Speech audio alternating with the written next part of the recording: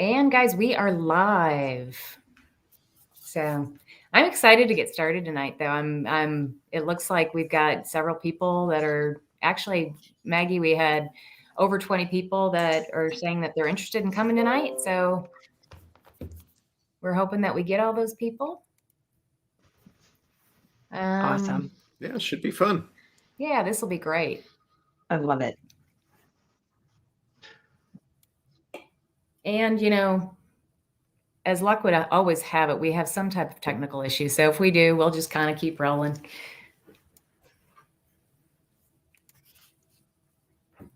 Bobby, I'm not seeing the little thing That's that tells when right. people are I here. think there's a lot more grace these days when everybody goes, yeah, been there, done that. I understand. For sure, right? And people getting used to all this Zoom stuff. So, yeah. And we've got a minute or two. And then we'll get started.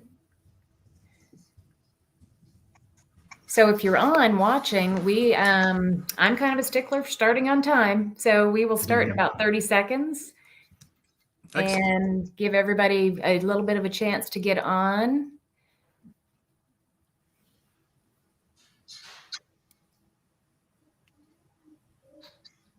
So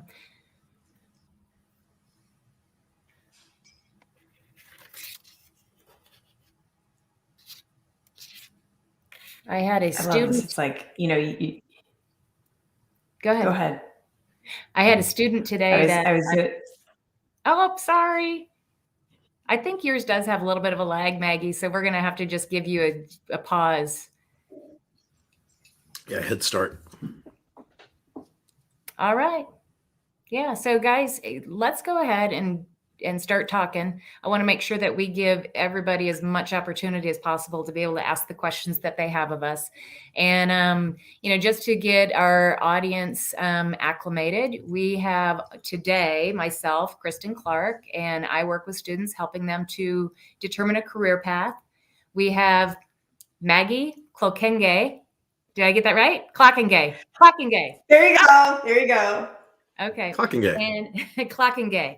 And she is a financial professional and has a affinity to help parents with this college planning piece of the financial picture as well. So she's your FAFSA, as I hate saying that word, expert. It's a mouthful. And it's so confusing and everything about it is just tough. So I know parents have lots of questions about that. And then we have BobbyHood, who is our resident SAT, ACT coach, as well as Bobby is also a college admissions trained professional as well. So, if you have questions around that, Bobby's absolutely here to help. So guys, anything else you want to throw in there before we kick off Maggie's portion of this? I'm just excited to be here. Yeah. Yeah. Thanks for inviting me. This is going to be fun. All right. So Maggie, you want to start us off and let's start talking money. Let's start talking money. So that's the thing, because I think one of the biggest things with college is that, Chris and I were talking about this the other day, and families, we kind of like to stick our heads in the sand because it's just so daunting. And you really want your kid to be happy. You want them to go to a great college, but you also don't want to be in the poorhouse in order to get your kid in college, or you don't want to take money out of your own retirement to get your kid in college and out. So one of the things that I always like to talk to families about is, first of all, let's kind of, get an idea of, well, where is it that you're thinking about your kid going to college, and where is it that your own child would like to go to college? Because those can be two totally different things. And I will absolutely leave that up to Kristin as well to talk about. But one of the things is, when we're talking about our colleges and what we're looking for, where are you thinking about going? Or do you want to stay in state? Do you want to be out of state? Is there an alma mater involved? Lots of times there's an alma mater involved and the parents are gung-ho about it. And we need to look at the numbers. So I work with software called College Aid Pro, and it is such a fantastic software because it basically lets you essentially get pre-approved for college before you even start looking. So as we know, when you're going ahead and you're looking for a house, if you're, you can get pre-approved for a mortgage, you start shopping. But you still also need to look at your own budget and what is it that you can afford. And so with the College A Pro software, first and foremost, we're going to actually start looking at our own numbers and then start looking at colleges and what could actually play in within our own budgets. And if it's a little bit outside of our budget, what can we do as, say, college juniors and seniors now to get a little bit more money in so that we can get our kids prepared and hopefully going to the college that they really want to. So if you guys would like, I'd love to go ahead and share a little case study that I've done. Oh, yeah, absolutely. Okay. So, Kristin, do you want to go ahead and share that? There you go. Awesome. Thank you. So this is the College A Pro software. And basically what it is we're going ahead and putting in the parents' information, the students' information, and we're getting information about what our expected family contribution is. Now, what is the expected family contribution? It is what colleges are saying that you are going to be able to pay for college. But guess what? You usually can't pay that. I mean, we're looking right here. You're looking at Ethan. He is my best student, and $58,000 per year is not exactly what parents want to be spending. Oh gosh, that's right? per year. So Wow. that's per year. Exactly, Bobby. So basically what we're doing is we're going ahead and putting in a lot of information on the parent, putting in income, we're putting in and going down the line, we're putting in assets, trying to just put in cash, some investments, home equity, which by the way, it does not matter for the FAFSA. It does get to that later. Only for software purposes, it is not part of the FAFSA. A lot of people get that wrong. Do not include your retirement accounts or your EFC will go way up. Gosh, yeah. That's So good you're to putting know, in Maggie. income, Yeah, assets, and then you go, yeah. So then you're putting in the student's information. And Kristin and I talked about this before. When you're inputting information like GPA and where Bobby's expertise is, if you have ACT, SAT, when you're putting this information in, it's letting you know about potential merit scholarships that the student may be eligible for the schools that they are looking at. So you have that. Then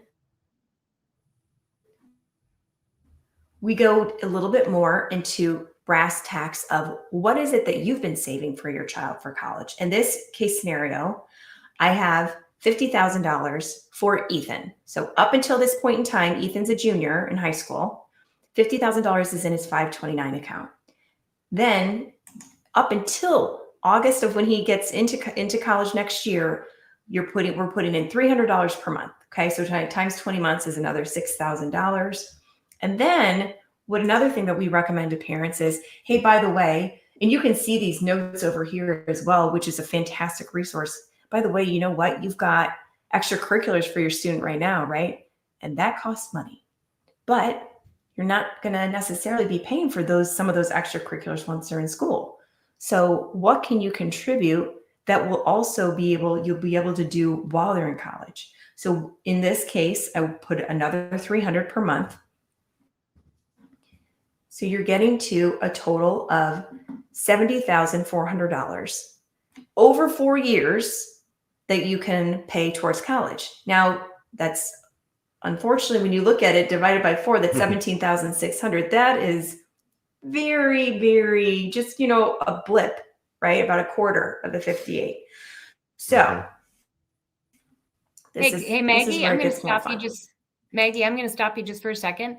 For those people joining, Maggie's taking us through the college money report that she has available for families so that you can see exactly what college is going to cost. And she's putting in a sample report right now, and that's what you're listening to. Okay, Maggie.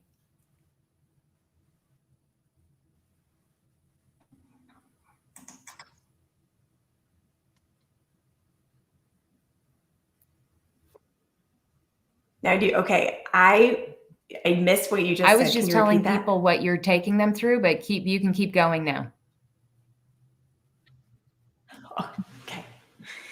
Okay. So this is where I love to do the shopping with both the student and the parents. I am in Central Illinois. So here I have some private universities. I have Illinois State University. I have the elite University of Chicago. And then I have U of I. And as you can see here, the estimated first year net cost, what does that mean? That means after all is said and done, even taking into account what you can possibly pay right now with that $17,600 per year, you still have some money to spend, some money, that you need to save up for. So this is where we can go ahead and start to make some planning. What is it that we can do in order to, start to get some money going more towards our child's college, or maybe it's current cash flow, we can pay more in. And so that is just a very light touch on what the College Aid Pro software can do. But I wanted to show you one more example of how it can make such a difference when your expected family contribution can be a little bit less. So this is Ethan's example. Their adjusted gross income is about $185,000. Okay. In another example that I have, I want to go ahead and share a client, another test case where I have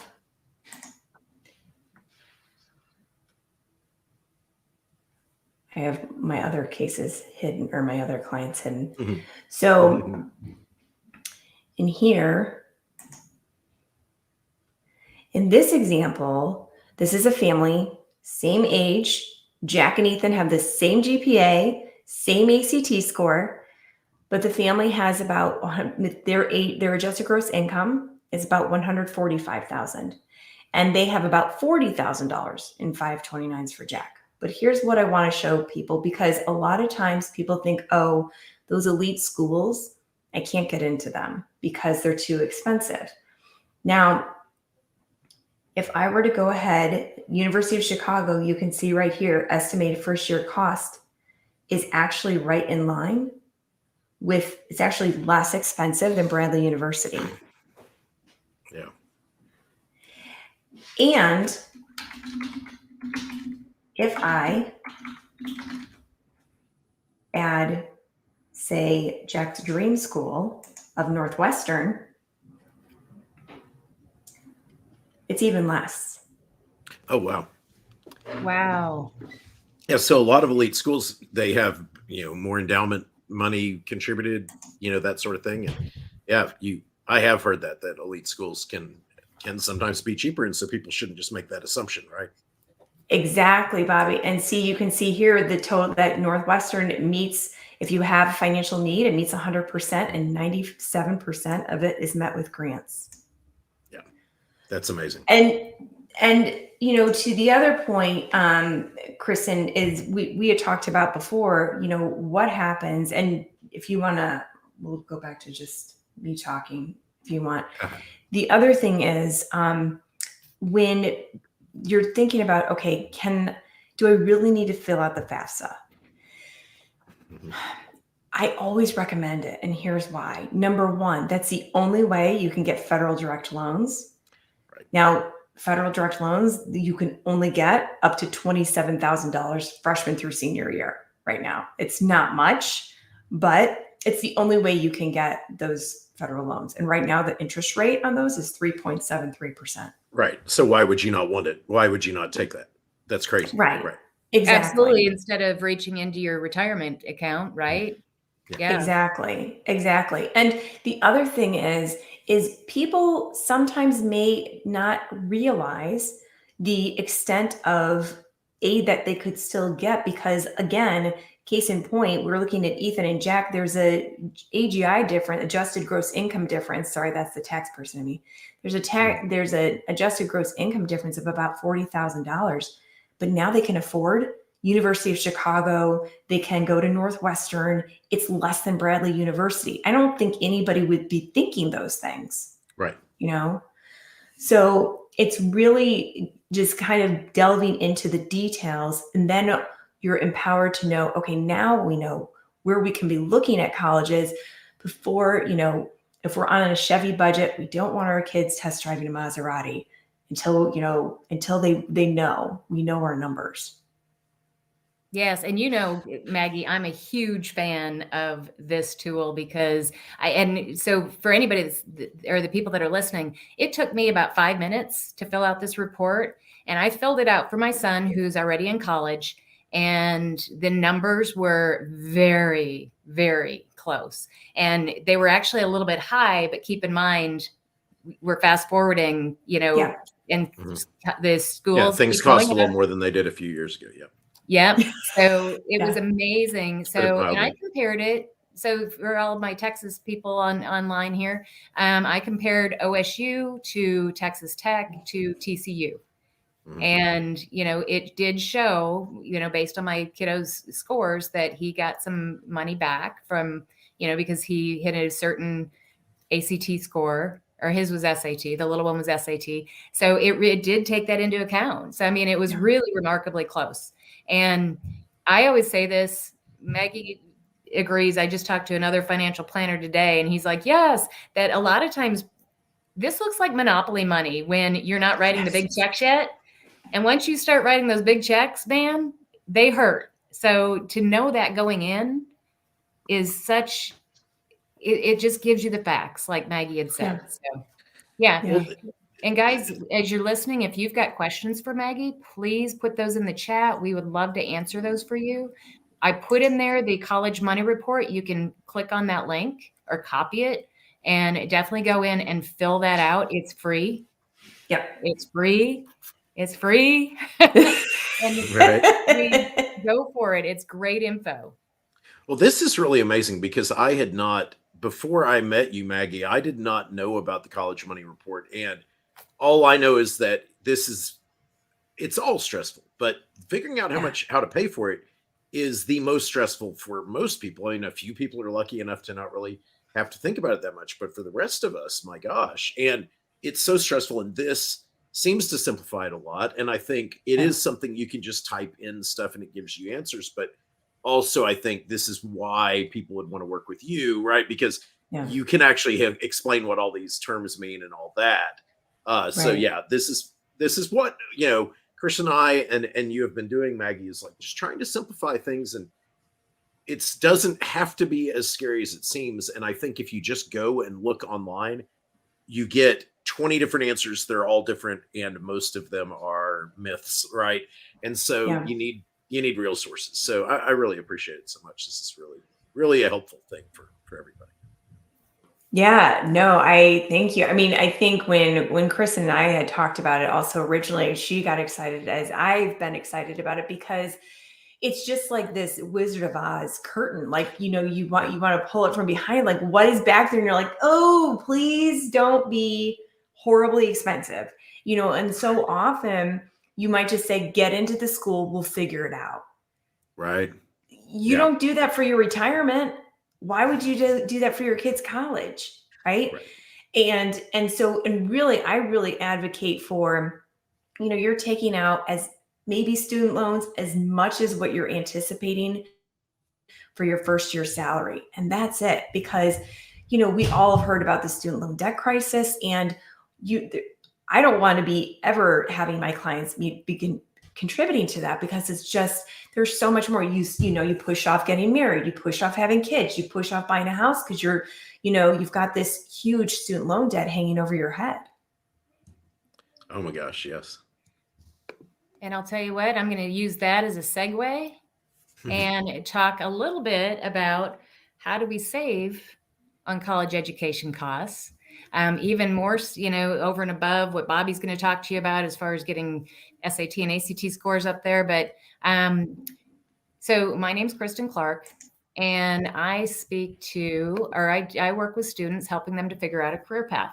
And when I was working or getting my kids ready for college, what I noticed is that the college consultants and our high school counselors are really good at helping our kids get into college. It's doing those tactical things that we know we all have to do. We've got to fill out the college applications, all of that good stuff. We have to write essays. We've got to take our tests. And what they are missing out on is this process kind of bypasses a crucial step that parents really need to be considering when thinking about their kids going to college. And so college planning really starts with helping understand this whole child, right? Why do they want to go to college? Knowing that is really important. Knowing who they are as a person and what career path they're going to be interested in. I tell this story often because it truly happened about 6 months ago. I was talking to my hairdresser and she said, Kristin, where were you when I was going to college? She said, I remember distinctly standing, talking to my roommate sophomore year. And my answer was, you know what? I really just want to do hair, but I'm going to college. Here's what I'm doing, right? She stayed, got the whole 4 years, got out, had $125,000 worth of student loans, and went to cosmetology college. Wow. Yeah. And is loving what she's doing. Yeah. Okay. Yeah. She absolutely is enamored with talking to people and doing their hair and all that good stuff. And it's like, okay, had we talked to her prior to going to college, life would have been a lot different for her. Right. So what happens is when you have these conversations with your kiddo, they're more aligned with their major. So I'm not saying that kids shouldn't go to college. Many that are planning on it should go to college. But when they've had this conversation about career, they do have a better aligned major. So they're not doing the pendulum swing where they're changing their majors every time they come home. And parents that are listening that have kiddos in college, when they come home for Christmas break, you may hear this too. Yeah, that mom, I'm changing my major. And sometimes that's followed by again. The kiddos too that think about their career path, they also have more focus and confidence. I'll tell you what, they're walking on campus going, okay, I know what I want when I leave college. And then I also think too, it gives them a little bit more of an appreciation for their education because they're walking in and they know what the end goal is, right? Mm-hmm. And really the last thing that I'll talk about this, and then we can jump into questions, is the results. They do better in school, guys, because they're focused, they're more aligned. They enjoy their time at college, which I think is a big deal. I want these kids to go to college and just have a ton of fun, as well as learn. And then, they also have a more purposeful time when they're in there, again, because they know what they're wanting when they leave. And, I think the other part of that's important for you to know about what I help your student do is I take them through the Clifton Strengths program, which helps them understand their natural talents. And we're able to align that with their career. So I just think it's really important for, all of us to really take that into account and do the upfront work. Maggie, you brought up, you plan for your future, and your retirement and all that. This is kind of the same thing. I look at it and I go, we're handing this kid keys to a starter home in a lot of cases, right? $125 up to $300,000. And a lot of times we're allowing them to go in with the you'll figure it out as you go plan.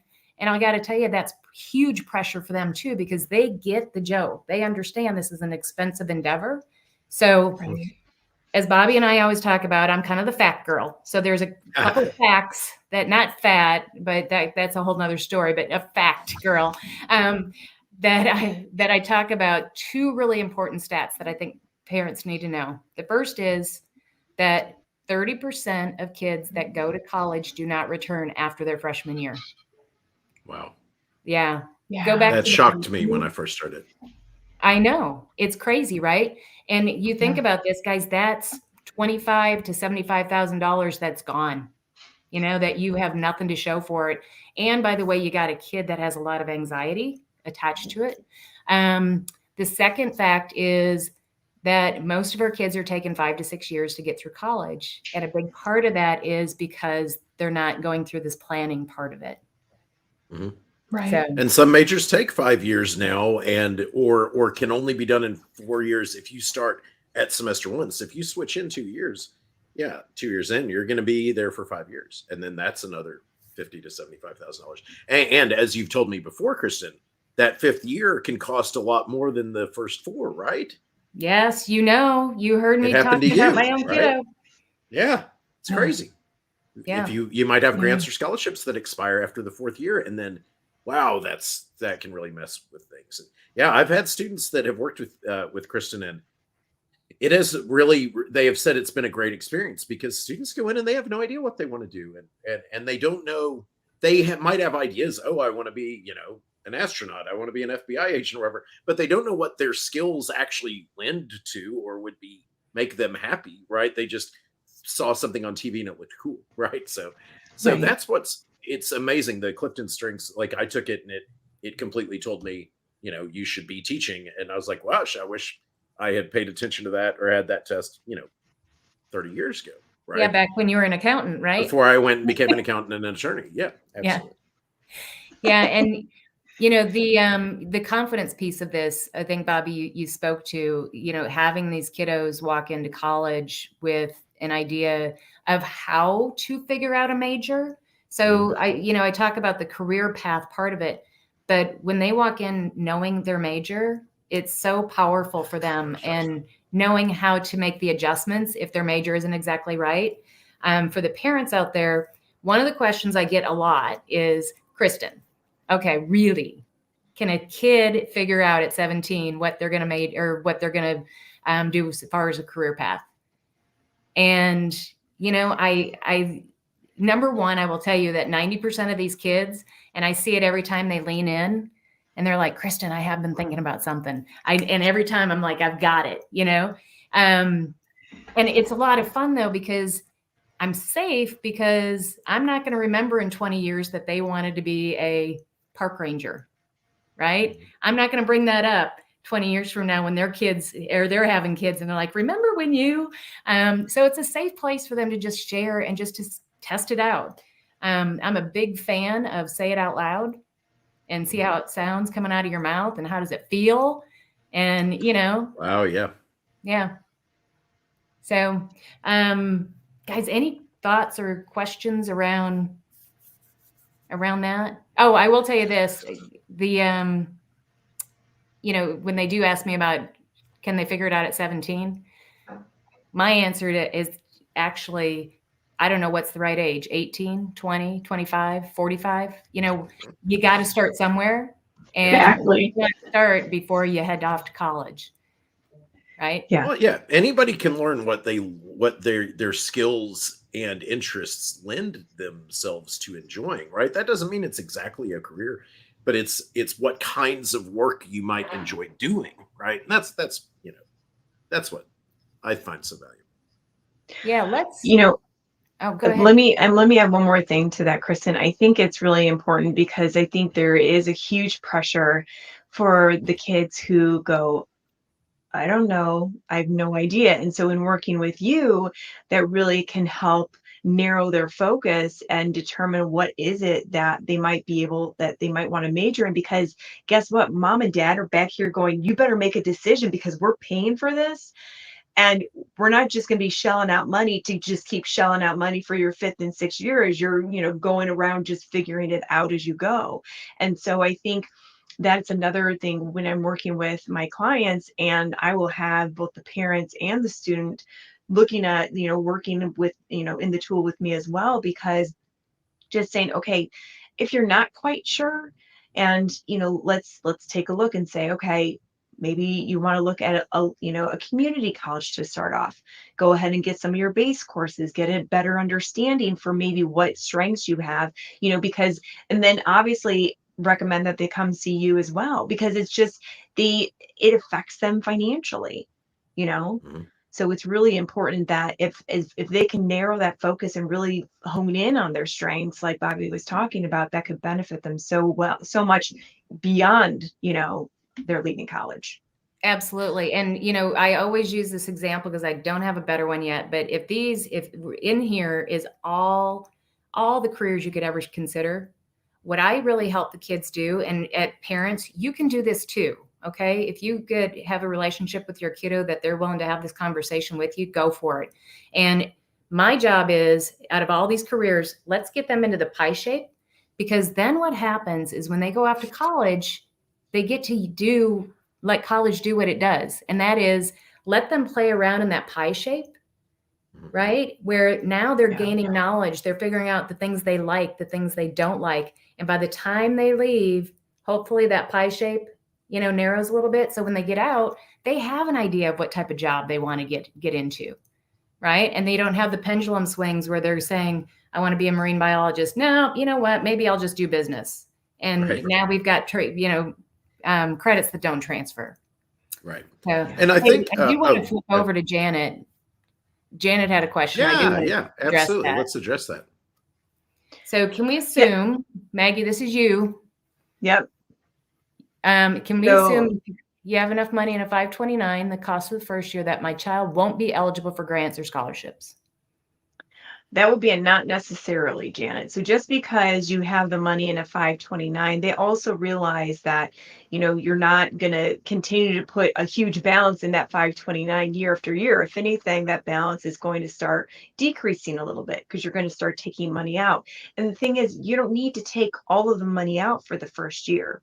You can continue and just go ahead and take little bits out for every year if you like. So it's not going to really count against you if you have a 529 that would be equivalent to the first year. You're just telling them, I do have some resources from which I can pay for college, but it's not going to say, the scholarships is based also on your GPA, what Bob is going to talk about, your ACT, SAT. So that's not necessarily going to impact, the scholarships that you could get for merit aid. So just to let you know, for 529s is more on the need-based aid. And what Bobby's going to be talking about with the ACT and SAT is going to give you that merit-based aid, the scholarships and grants. So hopefully that answers your question. Yeah, absolutely. On that point too, what I've been seeing a lot is many colleges just will straight, have what are called defined amount scholarships, or, where they will just say, if you have this GPA and you score a 29 on the ACT, you're going to get this amount of money. And it has nothing to do with what's in your 520. Oh, right. And so many of my tutoring students are simply, I have a 27. If I get a 29, I get in-state tuition at Arkansas, and that's all it is. Right. And so that's more true now. I think a lot of colleges have started doing that, and it was much more nebulous, I think, in the past. So that makes it a lot simpler. So yeah, it's not just, I think people come up with all these reasons that they shouldn't fill out the FAFSA, right? It's just like, oh, we have some money in a 529, so we shouldn't fill it out. And you're like, no, there are scholarships and grants that you will eat that aren't need-based, that you still may not get. They'll just assume you don't want any money at all if you don't fill it out, right? And so you're like, okay, if you really don't want any, then okay, fine.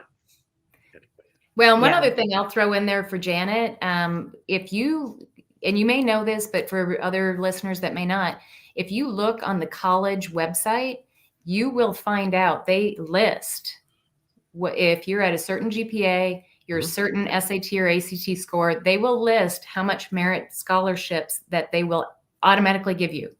Yep. That's without even, and the cool thing about that is if you qualify for those scholarships, more than likely your kiddo's going to get in. So come, this time. Yeah. That's a good sign that you will be accepted. Right. Yep. Right. Yeah, that's a great point, Kristin. They're called automatic or grid scholarships. So it's basically you meet a certain piece of the grid, you get that scholarship. And so it's an exciting thing too, because then you're working with the financials, but then you're working with your child on saying, okay, if we can hit this goal with the test scores, then we can get that much. And I can tell you, and I brought this up to Kristin before, there's so much about private scholarships. Let's go search. Yes, it accounts for about 15% possibly of like all scholarships, in that 85% is coming from the colleges. So if you really want to get a big bang for your buck, that's when you're focusing on your test scores. That's when you're trying and looking at the college websites to say, what can I get to reduce the amount of money that I'm going to pay? But honestly, I'm never going to say, don't go for the private scholarships. They're fantastic. If you want to put the time in, absolutely. But if you want to go for a bigger amount, it's really within the college itself.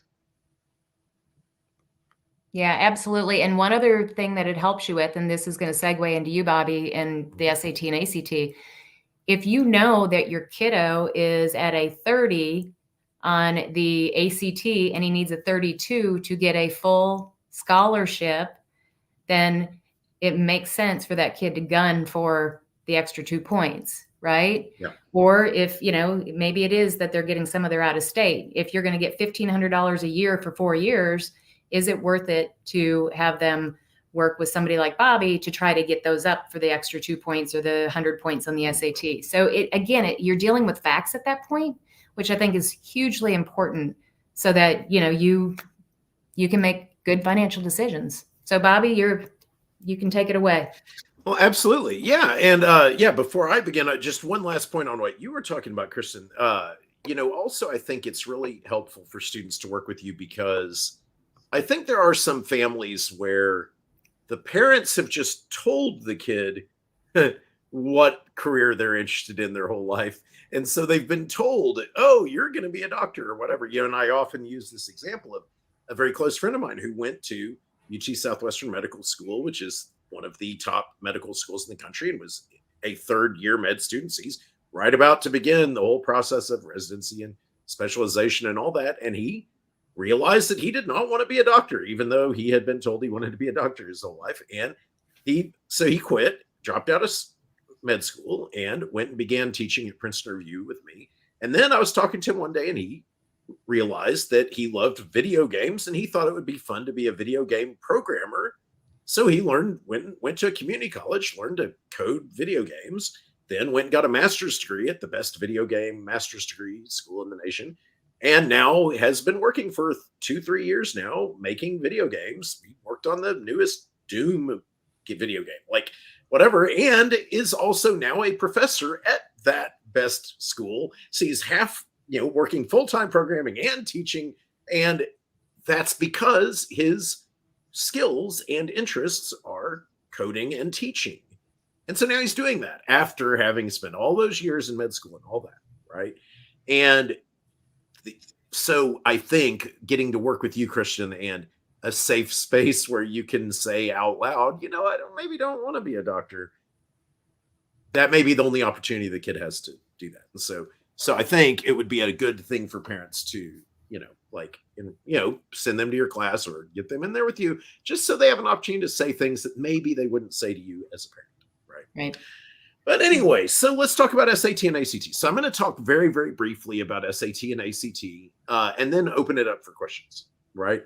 And we'll end questions about anything that any of the three of us have talked about. So I tutor students for the SAT and ACT. And for those of you who are listening, you probably have memories of SAT and ACT from how it was when you took it many years ago. And the playing field isn't necessarily the same way it was back then. People my age often say, oh, I just showed up and took it one day in high school and never studied for it and got a score and just went to college. I'm not actually sure that's true when people say that, but nowadays, very few people are able to do that. You really have to take it seriously. And so one thing that is, just to kind of give some facts instead of just the myths that people will tell you, whatever. ACT and SAT are now both basically equivalently accepted.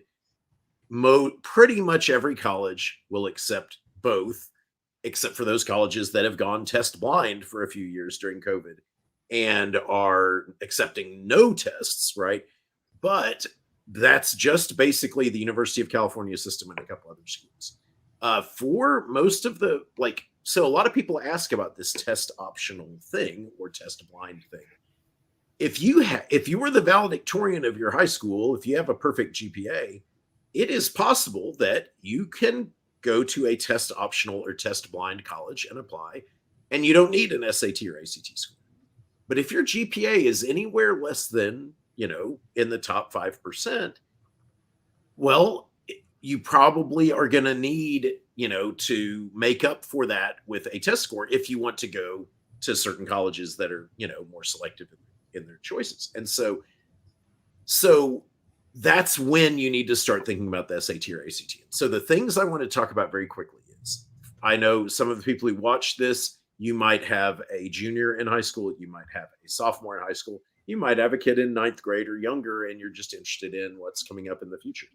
So the time that you really want to think about this is junior year. The goal is to have a score on either the SAT or the ACT that corresponds well to your accomplishments, your GPA, your skill set. And you want to get that score by June at the end of your junior year, right?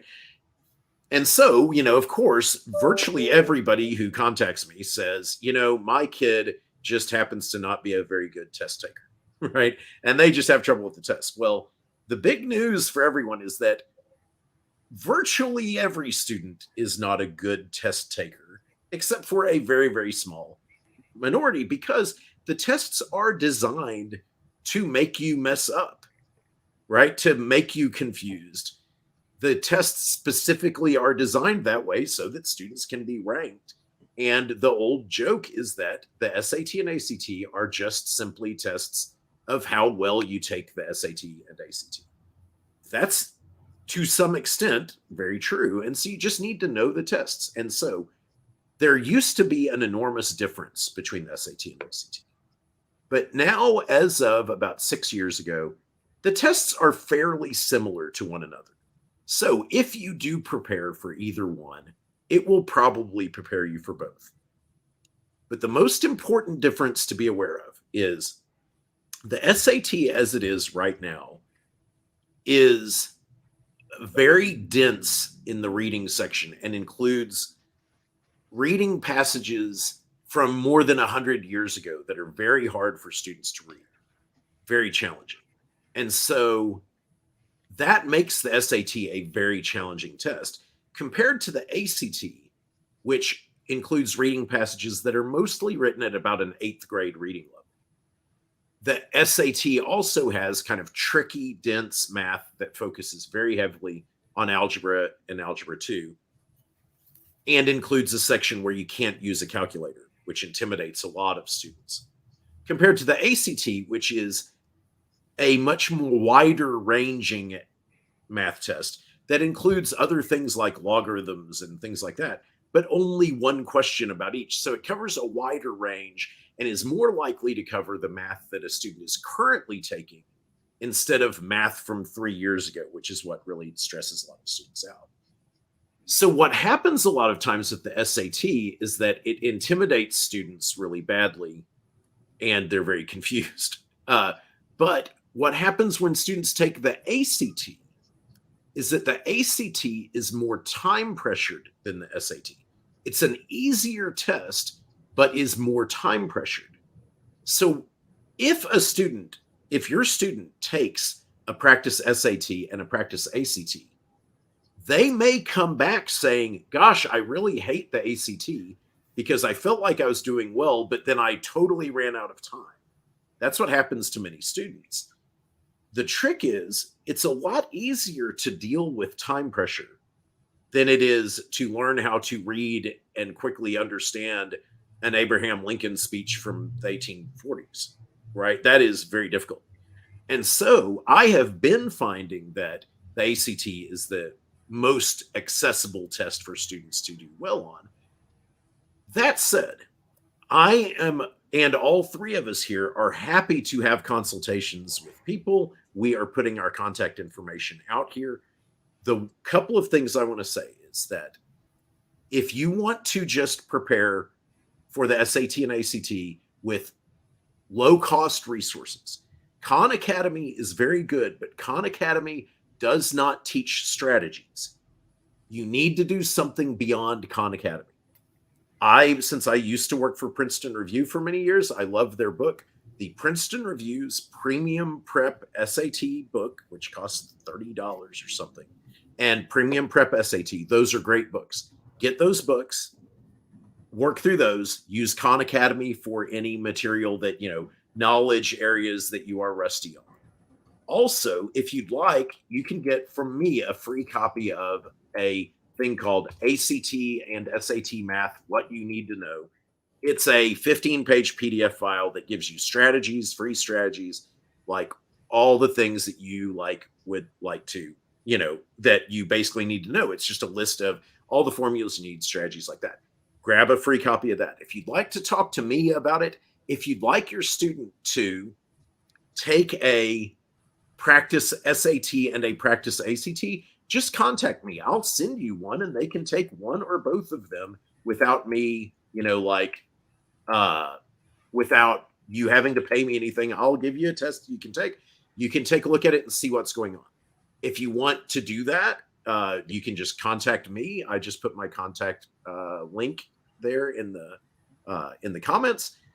Feel free to contact me. I'll be happy to talk to you about any time. The most important thing is to just get exposure to them. The first time you take the SAT or ACT, it's going to be intimidating and frightening.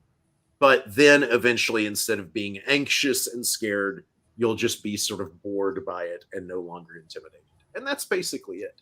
So at that point, I'd love to open it up for questions. And also, I think we did have a question that Janet asked, right, that we could address. Yes, and this again is for you, Maggie. And Janet asked, she said, she has already been accepted to Liberty University in the fall of 2022. Yay. And with her GPA test scores, early deposit, she'll get 10 grand in scholarships, leaving a first year balance. Equal to the 529? Yes. So should we apply the entire 529 savings to year one or spread it out? It depends. I mean, here's the thing, Janet, it's not just base. So the expected family contribution takes in a few different factors. So it's not just the savings that you have, which includes the 529. And I looked up Liberty University actually real quickly using my tool, and they offer about 54% financial aid. So, you could go ahead and decrease your 529 account so you don't have any savings. It may lower what Liberty expects you to pay, but I don't know if they're then going to offer you need-based financial aid. So it may be a conversation. I'm always a huge advocate for working with the college and talking to the admissions, talking to the financial aid and saying, my daughter really wants to go to your university. Here's what we're thinking about doing. I also advocate for negotiating. If you get one award letter from one university and you get another award letter, and play them against each other. It's just like, applying for a job. You get different job offers. Go ahead and say, hey, look, I really want to come work for you, but I've got this over here. What can you give me? So I would say maybe contact Liberty University and just say, this is what are we looking at, scholarship wise going forward? Our child would really like to attend, but what are we seeing down the line? What can you offer us? Say we have this kind of financial resources in the future. You're also letting them know your interest, and they're much more likely, because as we all know, we're not mind readers. They're much more likely to continue to work with you, because now they're like, oh, this is someone who we want on our roster. So they're going to continue working with you because they know you're really interested. So I'm a huge fan of contacting the college itself when you might have a few more questions and you also want to let them know you're really, you're very interested. Okay, this is really interesting, Maggie. And yeah, I'd like to follow up on that. So in the admissions game, colleges are ranked on selectivity, of course, which is what percentage do they accept of their applicant. But then they are also ranked by the percentage of acceptances, right? Out of their acceptances, how many people actually enroll, that turnover percentage. And so once you get your acceptance to a university, they want you to come. And in fact, if they get the feeling from your essays or something that you like, if you accidentally put the name of another school in your essay, they're going to think, hey, you're probably not actually interested in this university. We're just a backup school. They're not going to accept you because they only want to accept people who come. So once you've gotten that acceptance, absolutely, you don't want to be demanding of a scholarship or whatever, but they have certain amounts of scholarships and they offer them, and then some students don't come. And so their scholarship pool is getting used and getting dedicated, but then freeing back up. And there are absolutely monies that are still sitting there in February and in March that are coming free. And they can decide who gets those grants and scholarships. And they are absolutely going to give it to the people they are sure are going to come if they do it, that wouldn't come if they couldn't because they couldn't afford it. And to the people who are very nice and respectful when they talk to them about it and don't demand things and yell at them about it, right? It is business, right? That is how it works. And so don't just give up. Oh, I got my letter and it says it's not enough money. Well, can't go there right now. Have conversations with them. If that's where you want to go, they will do everything they can to work it out because they want to. If they accepted you, they want you to come, right? So that. Yeah.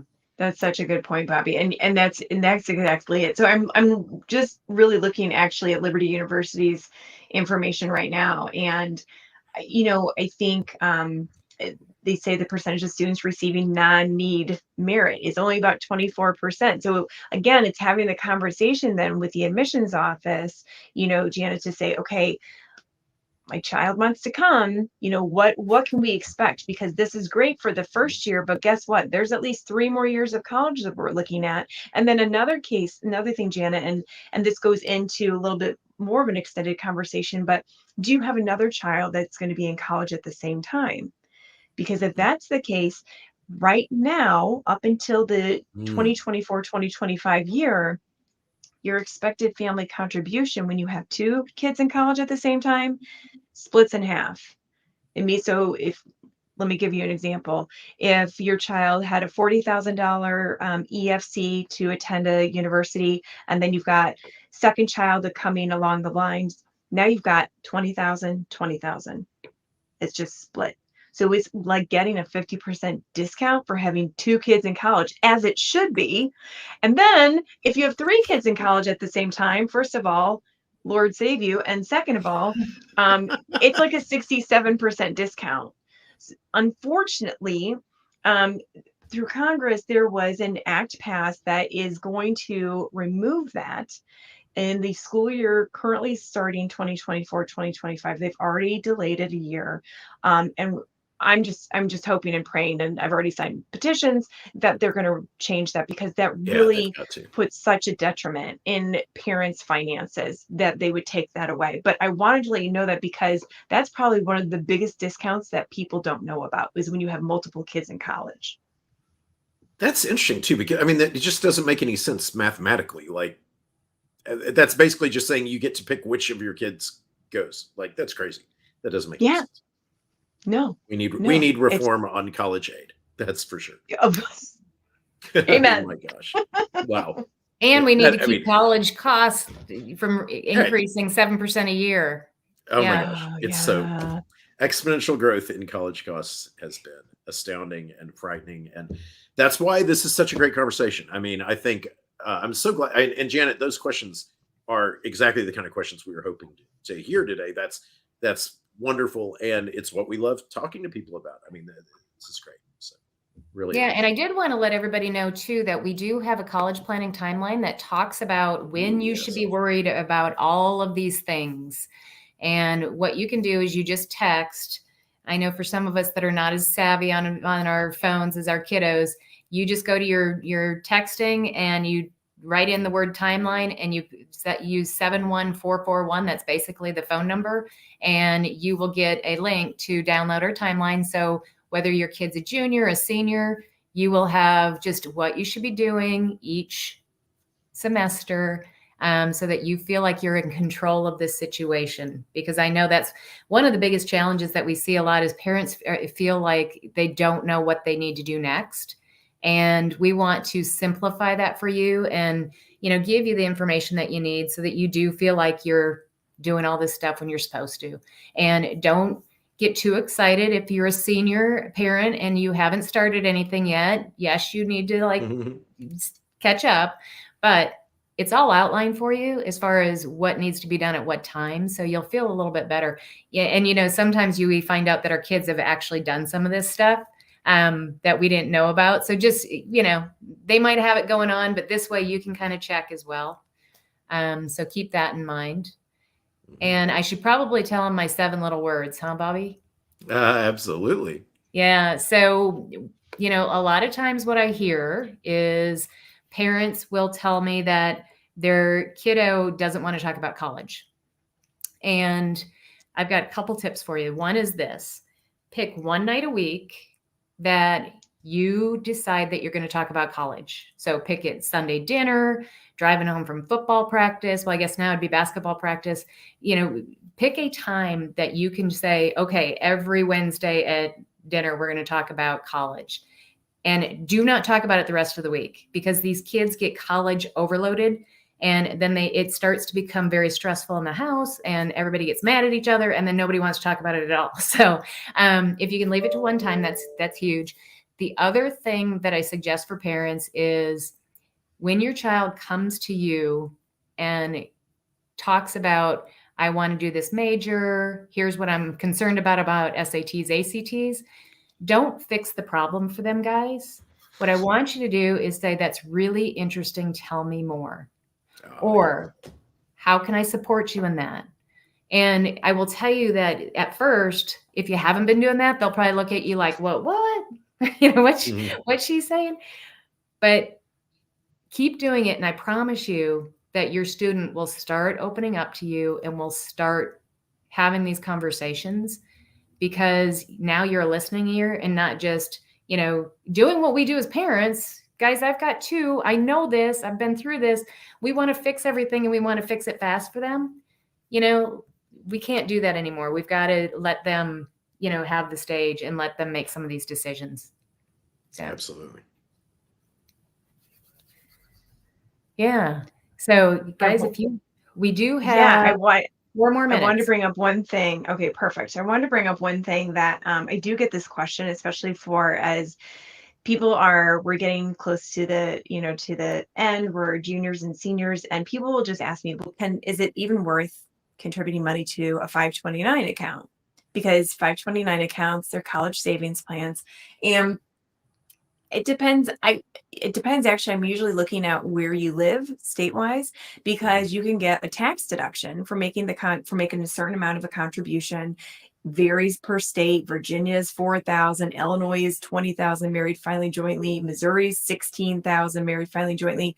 But it gives you can put the money in, take the money out, and you get a tax deduction. So yes, you can still go ahead and do that, and that's not going to be a problem. Another thing is, people will ask me for 529s and saving for college is, well, what if my child doesn't know if they want to go to college?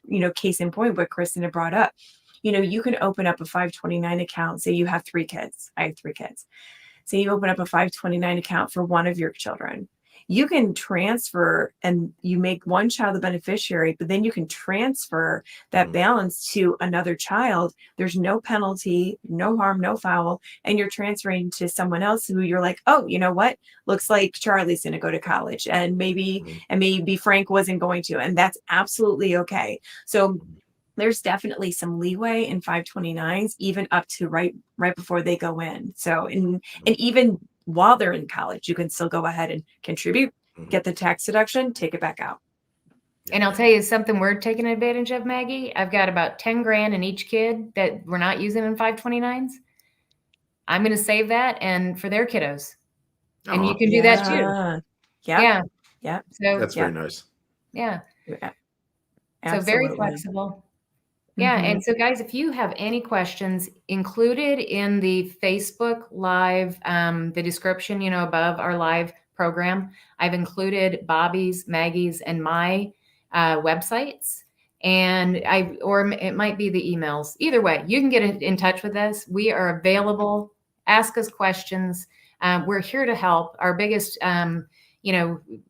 challenge, for parents is the confusion of all this. So we are here to help you, and we do that with open hearts. So thank you so much for joining us, and please join us next time as well. And we will stay on for the next few minutes if you have questions.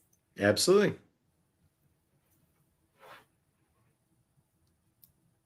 Thank you, Janet, and thanks for the questions. Yeah, that was great.